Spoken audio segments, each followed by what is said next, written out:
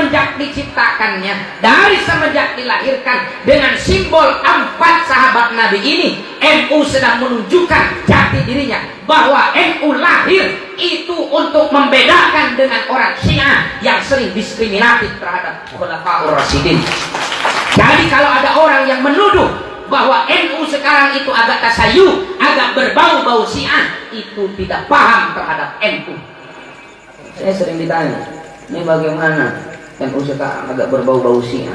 Lah, aku ceng irung dianggap kan bau mah irung nih.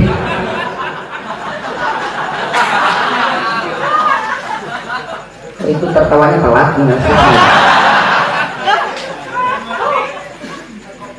Itu katanya Kiai Said begini.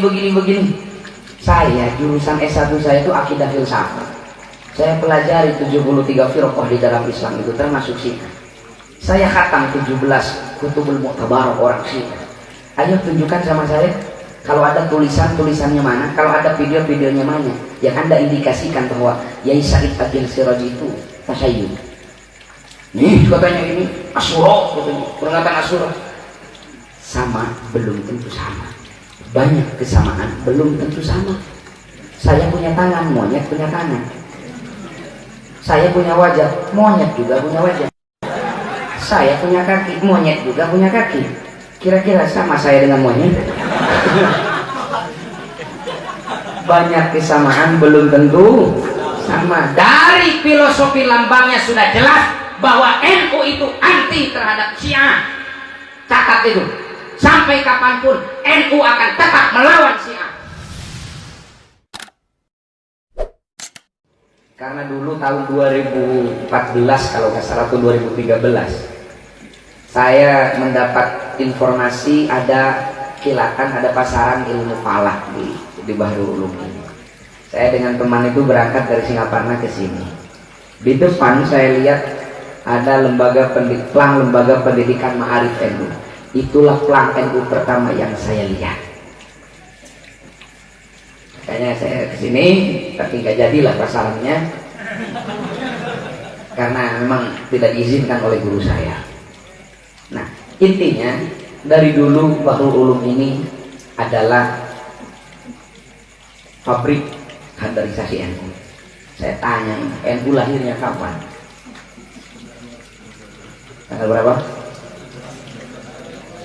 Lu bener nggak jawab yang ngeluh gue. Tanggal berapa? Ayah jawabannya paling islami ngaji wallahu a'lam. Ayah ngeluhi parah kan jangan bubung ngarewas. Antap kau dijawab. Dan kayak kemanehanana dijelaskan. Nih saya mau cek bener gak nih alumni Bahrul Ulum itu NU? Kenapa sekarang itu banyak NU jadi-jadian dan banyak NU yang masuk anu? Makanya perlu kita kerok.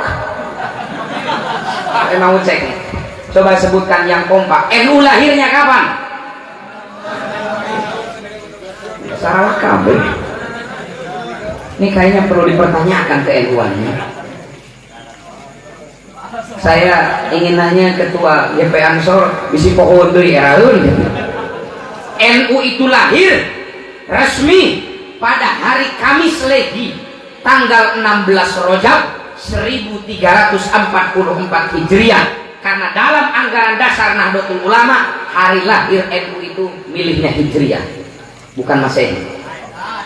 Nah eta nu baheula poho deui yang bertepatan dengan tanggal 31 Januari 1926. Jadi sekarang itu bulannya NU. Tapi sebenarnya Pak, jauh hari sebelum itu Nahdlatul Ulama telah berkembang secara ideologis, tercatat secara resmi pada tahun 1916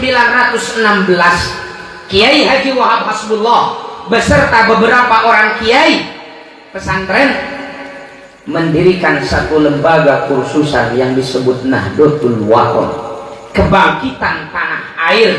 Kenapa? Pada saat itu kolonialisme semakin menjadi-jadi. Kedua, isu seksi di dunia internasional adalah tentang isu Islamic State. negara bangsa, nasionalisme.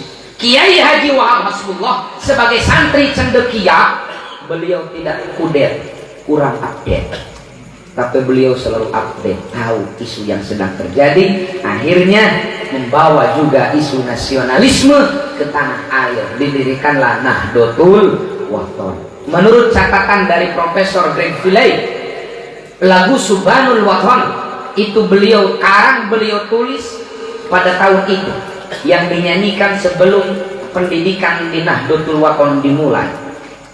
Panjanglah, ya lal waton ya lal waton ya lal waton kumpul waton minal iman. Anu kamari dikritik teh gini cenanya. Orang Islam Nusantara sesat ngalogatan ge. Min didinya teh cenah min tabidiyah sesat. Sik atuh masalah ngalogatan wae kok sesat-sesat gitu. Biasa we albatan geus ngiluan lomba MKK we.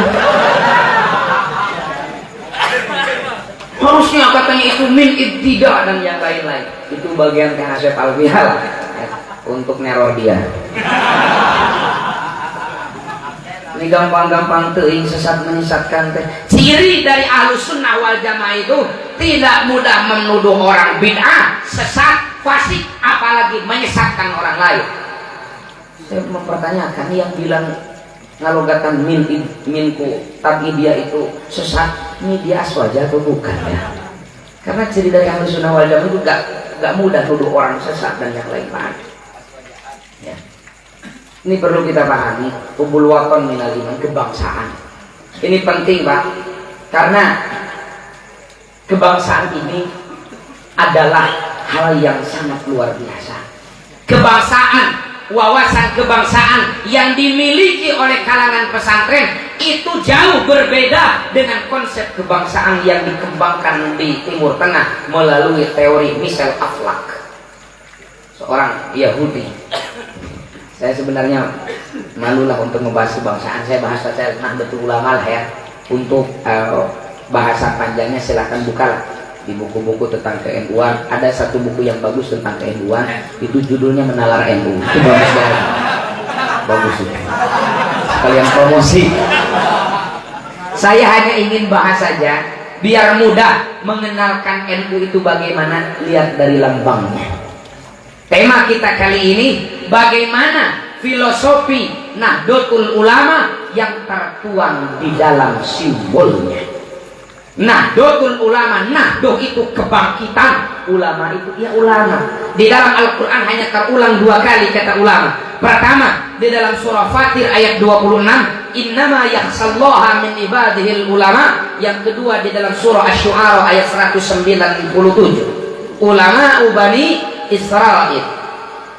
Kemarin Kiai Afiquddin Muhajir nulis bagus tentang siapa ulama itu. Tapi intinya ulama itu mempunyai 2 kompetensi secara berbarengan. Pertama yang hatinya khosyah ilallah, kedua yang kepalanya penuh dengan ilmu pengetahuan.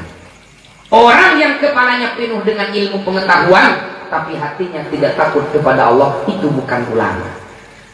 Atau sebaliknya, orang yang hatinya khosyah ilallah tapi kepalanya jauh dari ilmu pengetahuan, tidak mungkin, karena al-khosyah biqadril ma'rifah.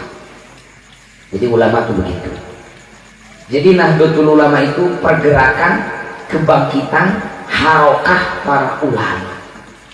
Kalau ada seorang alim yang hatinya khosyah ilallah dan kepalanya penuh dengan ilmu pengetahuan, tapi dia tidak mau bergerak, tidak mau bangkit untuk terjun ke lapangan memperbaiki kondisi umat, itu bukan NU, itu sukunul ulama. Ulama nu cicing. Kita ini ada mengikuti Nahdlatul Ulama, kebangkitan para alim ulama. Nah, kita lihat simbolnya, ada cerita. Dulu ketika Nahdlatul Ulama mengajukan SK Kumham dari kolonialisme dari Belanda agar organisasinya itu legal. Jadi SK Kumham teh aya di zaman baheula. Karena aya lagi gitu sanes. Kudu aya SK Kumham ngarah hibah cair. Zaman baheula lagi aya SK Kumham. Diajukan ke para kiai. Kata dari Gubernur Jenderal Belanda, oke, ada 3 syarat. Pertama harus ada namanya. Udah ini NU. Kedua harus ada struktur pengurusnya, ini udah ada. Yang ketiga, harus ada simbolnya atau lambangnya. Nah, ulang para kiai itu. Lambangan saya itu kemana? Dikasih waktu 3 bulan. Cepat rapihkan kekurangan ini, nanti SK turun. Akhirnya Kiai Wahab Hasbullah memerintahkan seorang ulama arif bijaksana dan kebetulan ahli kaligrafi, namanya Kiai Haji Ridwan Abdullah. Kang Ridwan datang di rumah jago kaligrafi, maka ada malkenya lambang NU. Siap. Kiai Ridwan Abdullah itu ulama. Ulama itu tidak semena-mena. Beliau istikharah, memohon petunjuk kepada Allah bagaimana simbol Nahdlatul Ulama yang maslahat menurut petunjuk Allah. 2 bulan beliau istikharah, tidak ketemu-ketemu. Akhirnya 1 minggu sebelum hari H, beliau di dalam mimpinya melihat lambang di langit seperti Nahdlatul Ulama sekarang. Beliau bangun lalu membayangkan sekaligus menggambarkan apa yang beliau lihat di dalam mimpinya. Waktu duha selesai, dikirimlah ke percetakan. Kang sablon gitu. Sablon ada loba gitu kan, rusuh gitu kan. Santun. Pada hari yang ditentukan, Gubernur Jenderal Belanda itu datang ke acara. Sudah ada bendera Nahdlatul Ulama. Oh iya bendera nah. Nah, cenah itu loba bintang loba kieu jiga nu rieu. Kan biasana film kartun lamun keur ieu teh loba bintang ieu. Nah, dia cenah orang NU. Duh, kade cenah Kang Ridwan cenah nu ngadamelna. Cik, Japri cenah ka dieu. Kiai Ridwan Abdullah itu. Saur Kiai Ridwan Abdullah, dah duka kan tugas abdi mah ngadamel, dina kontrak lagi nyieun. Kulo mah ngajelaskeun. Nah, ngajelaskeun beda deui kontrak. Duka cenah da abdi mah kenging istihoroh. Tapi kan Kang Ridwan cenah nu ngadamelna nya tapi da ieu mah kenging istihoroh lain kare-kare. Beda kumaha itu mendadak ka dia, ya siaplah. Pada saat itu para saksi sejarah melihat bagaimana Kiai Ridwan Abdullah meluncurkan kata-kata yang begitu indah menjelaskan filosofis Nahdlatul Ulama. Pahami dulu filosofisnya, baru kita bisa bergerak di bawah naungan. Bohong orang yang ingin bergerak di NU tapi tidak paham bagaimana filosofi pergerakan di Nahdlatul Ulama. Makanya nutup paham filosofi pergerakan Nahdlatul Ulama kemudian jadi NU. Nah, NU jadi-jadian teh so kadang-kadang ngarasa pang NU nah nyalahkeun pengurus NU nu lain karena tidak paham nih filosofisnya. Kata Kiai Ridwan Abdullah, ini ada bintang paling besar di atas itu, ini melambangkan kepemimpinan baginda Nabi. Oh gitu. Terus nah ya, 2 bintang sebelah kanan di atas itu melambangkan 2 sahabat terbaik Nabi, Abu Bakar dan Umar. 2 bintang sebelah kiri di atas itu menyimbolkan 2 sahabat terdekat Nabi, Utsman dan Ali. Dari 4 bintang ini sudah jelas bahwa NU dari sejak didirikan sampai hari kiamat kurang seminggu. Ulah sampai hari kiamat serem lah. Kurang seminggu ya. Raya antisipasi. Memang kuat ngalami hari kiamat.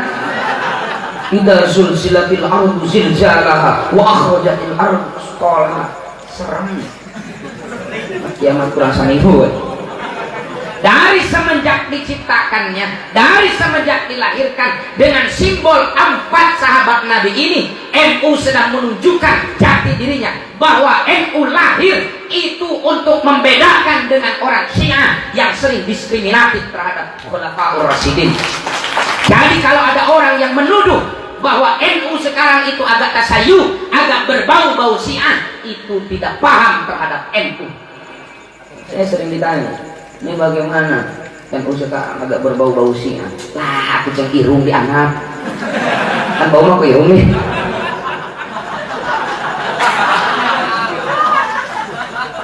Itu tertawanya telat.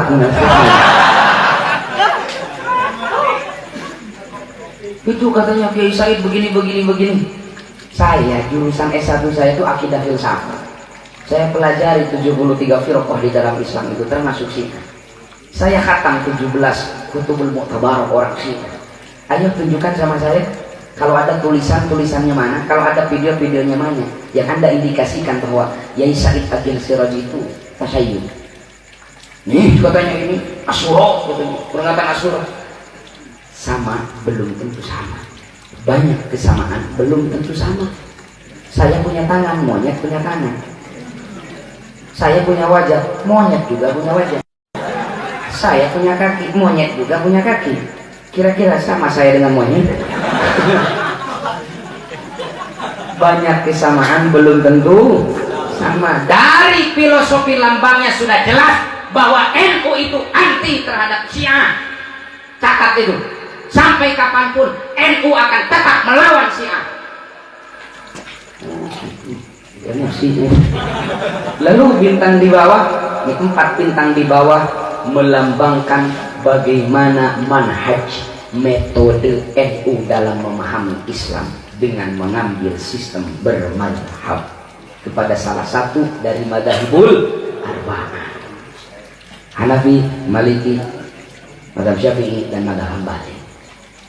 Dari 4 bintang di atas sudah jelas bahwa NU lahir untuk menghalau dan melawan Wahabi yang mengharamkan sistem bermadhab.